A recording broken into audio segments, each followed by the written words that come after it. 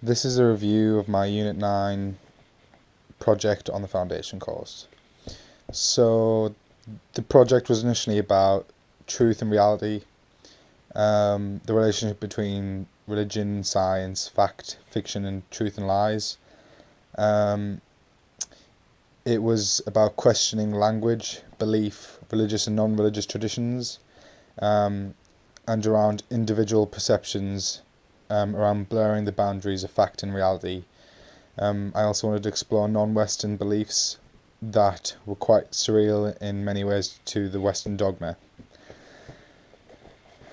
So I started off by making my maps, and that's just to help me structure and to explore the ideas that can come from the areas I'm going to look into.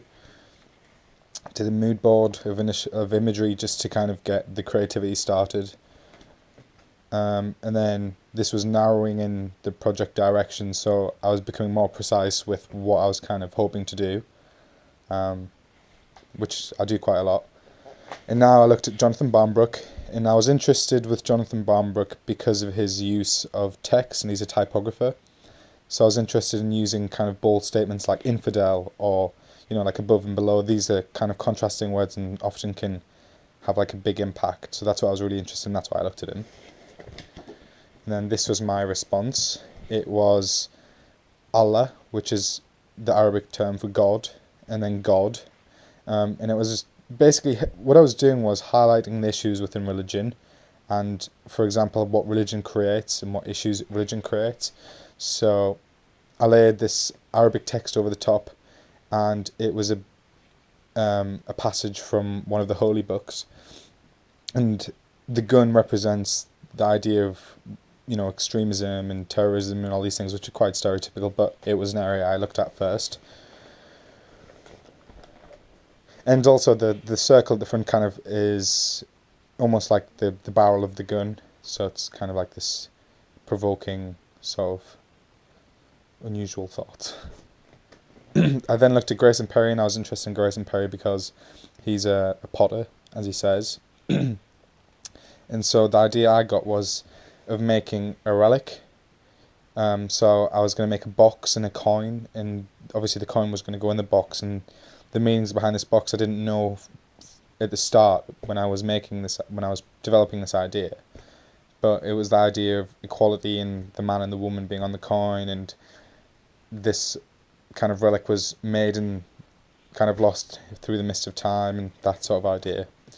And then this was the box in progress, so I put a finger in, like, Jesus Christ's finger in a box, or one of the religious figures' remains in a box. And this is just the process of me making the box and glazing it and so on. And I etched into some plaster of Paris to one of the drawings I made into plaster of Paris, and then pressed my clay into it. And that's the coin I made as well. And the colour was supposed to represent a man, which is blue, and a woman, which is pink, and that was the idea. Hitler made that idea of the woman is pink and the man is blue, which we just still use it today. So I'm not making any reference to Hitler or anything. And then this is my brief. So what I decided was I moved away from the idea of challenging, and I wanted to make a graphics brief.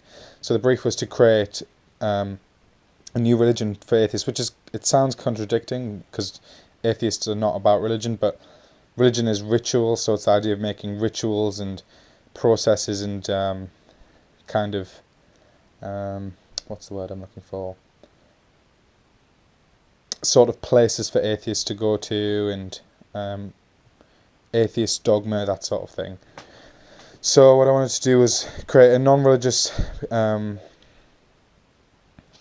group that offered godless spiritual guidance, and it was the idea of branding and creating this new religion for atheists. In this it says Atheist Society UK has approached your company to design and brand the new institution for atheists. And then my thought process, so I looked at atheism, agnosticism, theism,